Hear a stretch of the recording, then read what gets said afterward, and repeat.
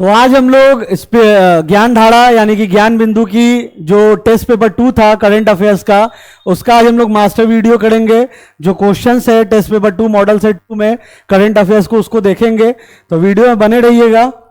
और जितने भी इंपॉर्टेंट 2022-23 का पूरा जो वार्षिकांक का करंट अफेयर्स है उसको मॉडल सेट में इसमें डेवलप किया गया है, डिजाइन किया गया है। और आज हम लोग सेट नंबर 2 कंप्लीट करेंगे। सेट नंबर 1 ऑलरेडी कंप्लीट कर दिया गया है। तो सबसे पहला क्वेश्चन है कि निम्नलिखित में से किस राज्य की शिल्पकला गोंड पेंटिंग को जीआई टैग मिला है? निम्नलिखित में से किस पेंटिंग को गोंड पेंटिंग को जीआई टैग मिला? जीआई टैग क्या होता है? जीआई टैग होता है आपका ज्योग्राफिकल आइडेंटिफिकेशन। ठीक है, ये होता है जीआई टैग। अभी रिसेंटली गोंड पेंटिंग मिला है मध्य प्रदेश को। गोंड पेंटिंग के लिए मध्य प्रदेश को मिला है जीआई टैग। और अगर बात करें बिहार से किसको किसको है, बिहार से कौन कौन सा जीआई टैग्स है, तो हम लोग जानते हैं मधुबनी पेंटिंग है। उसके बाद अगर बात करें भागलपुर के सिल्क हैंडीक्राफ्ट की बात करें तो उसे भी जीआई टैग मिल चुका है। सिक्की ग्रास प्रोडक्ट्स को भी मिल चुका है ना। तो ये सारा बिहार से जो है जीआई टैग अभी रिसेंटली मिला है। और अभी बात हम लोग जो कर रहे हैं क्वेश्चन के अकॉर्डिंग कि कौन सी शिल्पकला गोंड पेंटिंग को जीआई टैग मिला है, तो ये मध्य प्रदेश की है गोंड पेंटिंग, जिसे अभी रिसेंटली ज्योग्राफिकल आइडेंटिफिकेशन टैग यानी कि जीआई टैग मिला है। बात करते हैं प्रदर्शन ग्रेडिंग इंडेक्स, है ना, परफॉर्मेंस ग्रेडिंग इंडेक्स पीजीआई यानी कि परफॉर्मेंस ग्रेडिंग इंडेक्स 2.0 किस मंत्रालय द्वारा जारी किया जाता है? तो ऑप्शन है शिक्षा मंत्रालय, स्वास्थ्य मंत्रालय, पर्यावरण, गृह मंत्रालय। तो इसका करेक्ट आंसर होगा आपका एजुकेशन डिपार्टमेंट, शिक्षा मंत्रालय। ठीक है, ये पीजीआई 2.0 ये कब किया गया, जारी कब किया गया? तो जून जुलाई 2023 के महीने में इसे जारी किया गया है और यह शिक्षा मंत्रालय द्वारा जारी किया जाता है। ठीक है, आगे बढ़ते हम लोग। भारत का पहला अंतरराष्ट्रीय क्रूज पोत एमवी एक्सप्रेस निम्न में से किस देश की पहली यात्रा पर गया? ठीक है, एमवी एक्सप्रेस अभी निम्न में से कौन सी यात्रा पे गया? तो रिसेंटली ये इंटरनेशनल क्रूज है। ठीक है ना, नेशनल नहीं है, इंटरनेशनल क्रूज है। और अभी रिसेंटली ये श्रीलंका की यात्रा पे गया है। एमवी एक्सप्रेस जो है आपका, ये अभी रिसेंटली श्रीलंका की यात्रा पे गया है। कहां से? तो चेन्नई से इसे रवाना किया गया था। ठीक है, चेन्नई से इसे रवाना किया गया था और यह श्रीलंका की यात्रा पे अभी रिसेंटली गया था। ठीक है, आगे बढ़ते हैं। इंपॉर्टेंट क्वेश्चन है। और एमवी क्रूज से रिलेटेड और भी 2-3 इसके क्रूज है एमवी एक्सप्रेस के, तो उसको भी हम लोग एक बार देख लेंगे, रिवाइज कर लेंगे। और कौन कौन सा है वो कमेंट बॉक्स में आप लोग एक बार बताइएगा, क्योंकि ये भी बहुत इंपॉर्टेंट है एग्जामिनेशन पॉइंट ऑफ व्यू से। वर्ष 2023 का टेम्पल्टन पुरस्कार निम्नलिखित में से किसको मिला है? वर्ष 2023 का टेम्पल्टन पुरस्कार निम्नलिखित में से किसको दिया गया है? एडना अदन इस्माइल को, या इस्माइल कादरे को, या एलिस मुनरो को, या जोखा अलहार्थी को? तो ये वर्ष 2023 का टेम्पल्टन पुरस्कार मिला है। इसका करेक्ट आंसर होगा ऑप्शन नंबर ए, यानी कि एडना अदन इस्माइल को मिला है। ठीक है, अब ये क्या है टेम्पल्टन पुरस्कार? तो बात करें तो एडना अदन इस्माइल इस पुरस्कार से सम्मानित किए जाने वाले 53वें व्यक्ति हैं। ठीक है, और ये जो पुरस्कार है वो सोमालीलैंड की है, इनको दिया गया है। और टेम्पल्टन 1972 में पहली बार दी गई थी। और टेम्पल्टन पुरस्कार की स्थापना अमेरिकी उद्यमी जॉन मार्क्स द्वारा किया गया है। ठीक है ना।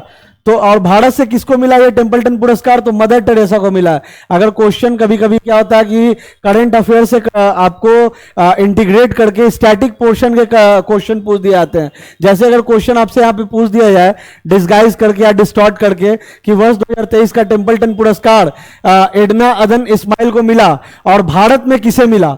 तो भारत में आप याद रखिएगा कि मदर टेरेसा को यह पुरस्कार मिला है। विश्व एथलेटिक्स चैंपियनशिप 2024 का आयोजन निम्नलिखित में से किस देश में किया जाएगा? विश्व एथलेटिक्स चैंपियनशिप का किस देश में किया जाएगा? तो इसका करेक्ट आंसर होगा यूके, यूनाइटेड किंगडम। हाल ही में बिंदेश्वरी पाठक का निधन हो गया है, वो किस क्षेत्र से संबंधित थी? बिंदेश्वरी पाठक का संबंध किस क्षेत्र से था? तो वो एक सामाजिक कार्यकर्ता थी। ठीक है, इनका निधन कब हुआ है? तो 15 अगस्त 2023 को हुआ है और ये सामाजिक कार्यकर्ता थी। ठीक है, आगे बढ़ेंगे। क्वेश्चन है कि 1 ट्रिलियन बाजार पंजीकरण तक पहुंचने वाली पहली भारतीय विमानन कंपनी कौन सी है? 1 ट्रिलियन बाजार पंजीकरण तक पहुंचने वाली पहली भारतीय विमानन कंपनी कौन सी है? एयरलाइंस कंपनी कौन सी है? तो स्पाइस जेट है, इंडिगो है, jet Airways, Go Air, 4 option है। इसका करेक्ट आंसर होगा इंडिगो।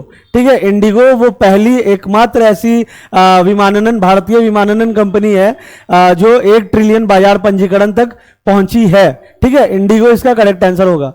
आगे बढ़ते हैं। क्वेश्चन है, वित्त वर्ष 2022-23 अप्रैल सितंबर में किस क्षेत्र में सबसे ज्यादा प्रत्यक्ष विदेशी निवेश प्राप्त हुआ है? प्रत्यक्ष मतलब डायरेक्ट, ठीक है ना, direct investment, direct foreign investment. अगर बात किया जाए तो इसको हम लोग कहेंगे डायरेक्ट फॉरेन इन्वेस्टमेंट। तो पूछा जा रहा है कि कौन से किस क्षेत्र में, किस सेक्टर में प्राप्त हुआ है?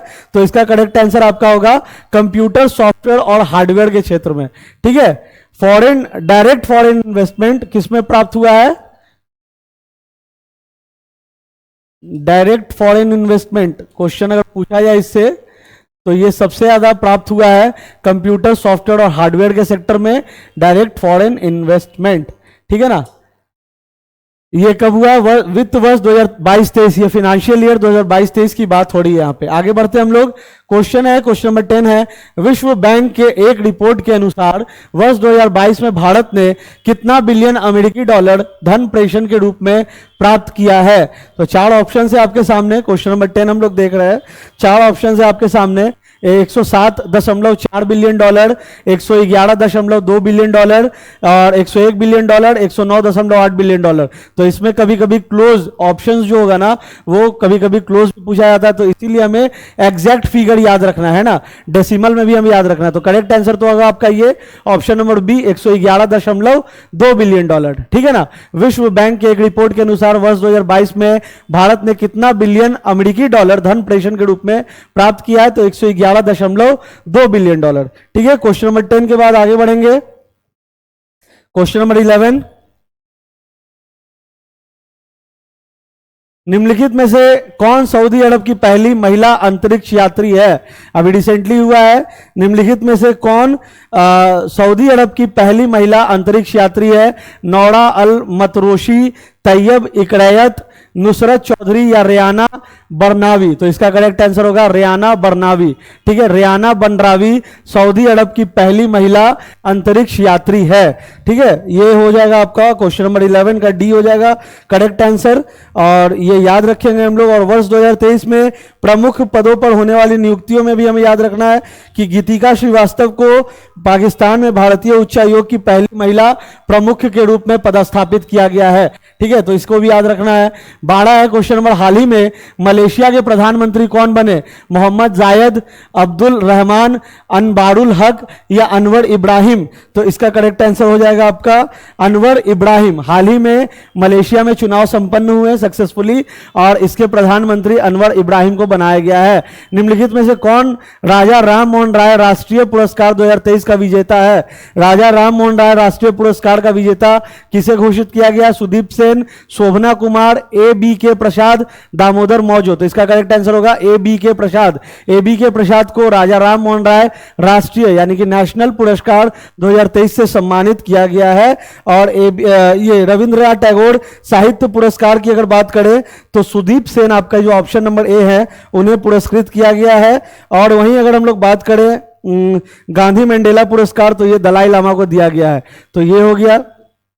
निम्नलिखित में से कौन सा देश नेत्रहीनों के तीसरे T20 विश्व कप में उप विजेता रहा है? ठीक है, उप विजेता पूछा जा रहा है।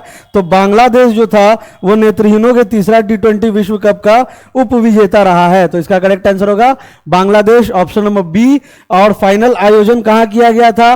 कभी कभी क्वेश्चन पूछा जाता है, जैसे कल हम लोगों ने T20 का जिक्र किया था जो मॉडल सेट 1 था कि T20 2024 कहां आयोजित किया जा रहा है। तो हम लोगों ने पढ़ा उसमें कि वेस्ट इंडीज एंड अमेरिका में आयोजन होगा उसका। और अभी जो ओडीआई वर्ल्ड कप गुजरा, तो इसका फाइनल कहाँ खेला गया, ये भी क्वेश्चन पूछा जा सकता है, नरेंद्र मोदी स्टेडियम। तो उसी तरीके से ये स्पोर्ट्स का बहुत इंपॉर्टेंट इवेंट था, जो नेत्रहीनों के तीसरे T20 जो विश्व कप अभी जो कंडक्ट हुआ था, तो उसमें बांग्लादेश जो है उप विजेता रहा। और ये मैच कहाँ ऑर्गेनाइज किया गया था, तो ये बेंगलोर में किया गया था, ठीक है। फाइनल आयोजन बेंगलोर में किया गया था। और इस बार विजेता कौन था, तो विजेता भारत देश था, ठीक है। उप विजेता रहा बांग्लादेश, मतलब फाइनलिस्ट था बांग्लादेश। और ये ट्रॉफी किसने जीता, तो भारत ने जीता, है ना। तीसरी बार भारत ने जीता है, मतलब 3 बार ये टूर्नामेंट करवाया गया है, तीसरा T20 विश्व कप था, और तीनों बार भारत ने काबिज किया ये खिताब अपने नाम, ठीक है। क्वेश्चन नंबर 15, निम्नलिखित में से किस राज्य सरकार द्वारा भगवान बिरसा सड़क योजना की शुरुआत की गई। भगवान बिरसा मुंडा, जिनको हम लोग जानते हैं कि भगवान बिरसा मुंडा का एक, अगर हम लोग इंडियन फ्रीडम स्ट्रगल पढ़ते हैं तो उसमें सबसे पहला नाम इन्हीं का आता है। और बहुत इंपॉर्टेंट माइलस्टोन इन्होंने अचीव करा, है ना। इंडिया को एक अलग जगाने का काम किया भारत के जो राष्ट्रीय आंदोलन था उसमें। तो ये कहाँ से थे भगवान बिरसा की अगर बात की जाए तो ये झारखंड से थे। और यहाँ पे क्वेश्चन पूछा जा रहा है कि निम्नलिखित में से किस राज्य सरकार द्वारा भगवान बिरसा मुंडा सड़क योजना की शुरुआत की गई। तो ये सड़क योजना दरअसल शुरू किया गया है, अधिकतर लोग इसको झारखंडी समझेंगे, है ना, लेकिन यहाँ पे इसका करेक्ट आंसर होगा महाराष्ट्र, ठीक है। ये महाराष्ट्र गवर्नमेंट द्वारा ये शुरू किया गया है भगवान बिरसा मुंडा सड़क योजना। आगे बढ़ेंगे, last but not the list, संयुक्त राष्ट्र जैव विविधता ने कवक के महत्व को उजागर करने के लिए कौन सा अभियान शुरू किया है, ठीक है। संयुक्त राष्ट्र जैव विविधता मतलब यूनाइटेड नेशंस बायोडाइवर्सिटी ने कवक के महत्व को उजागर करने के लिए कौन सा अभियान शुरू किया है। तो ऑप्शन ए है फंगस अभियान, बी है फंगाई अभियान, सी है फंगा अभियान, डी है फंगल अभियान। तो इसका करेक्ट आंसर होगा आपका ऑप्शन नंबर सी, फंगा अभियान। अगर बात करें इस अभियान के बारे में तो संयुक्त राष्ट्र जैव विविधता ने कवक के महत्व को उजागर करने के लिए फंगा अभियान की शुरुआत की है। और ये लेट्स मूव फॉरवर्ड तैयार किया गया एनसीईआरटी तथा यूनेस्को द्वारा बच्चों के स्वास्थ्य एवं कौशल पर आधारित पुस्तक। तो ये यूनेस्को से भी रिलेट करके क्वेश्चन पूछा जा सकता है, बट यहाँ पे जो पूछा गया है कि कवक के महत्व को उजागर करने के लिए, तो उसका करेक्ट आंसर होगा फंगा अभियान, ऑप्शन नंबर सी। तो ये हम लोगों ने अभी यहाँ पे कंप्लीट किया टोटल मॉडल सेट 2, है ना, जिसमें हम लोगों ने डिटेल्ड एक्सप्लेनेशन भी किया। और जिनको ये कंटेंट आगे भी चाहिए तो आप लोग चैनल को सब्सक्राइब कीजिए, क्योंकि लगातार हम लोग ये टोटल 40 सेट की सीरीज है, ठीक है ना। और जितने भी एग्जाम आपके आगामी है, जो लोग बिहार दरोगा 17 दिसंबर को देने वाले हैं उनके लिए तो है ही इंपॉर्टेंट, साथ ही साथ बिहार एसएससी वाले, बीपीएससी 70th वाले जो होंगे उनके लिए भी बहुत इंपॉर्टेंट ये चैप्टर्स होगा। जो भी हम लोग चैप्टर वाइज या मॉडल सेट वाइज करते हुए जाएंगे आगे की ओर, तो बहुत इंपॉर्टेंट होगा, क्योंकि ये पूरा 2022-23 का आपका जितना भी क्वेश्चन है सब इसमें आपका कवर किया गया है, स्पेशली करंट अफेयर्स के साथ साथ हमने स्टैटिक पोर्शन भी यहाँ पे कवर किया। तो ऐसे कंटेंट, ऐसे वीडियोस के लिए सब्सक्राइब कीजिए हमारे चैनल को। Thanks for watching and all the best for the examination. Thank you.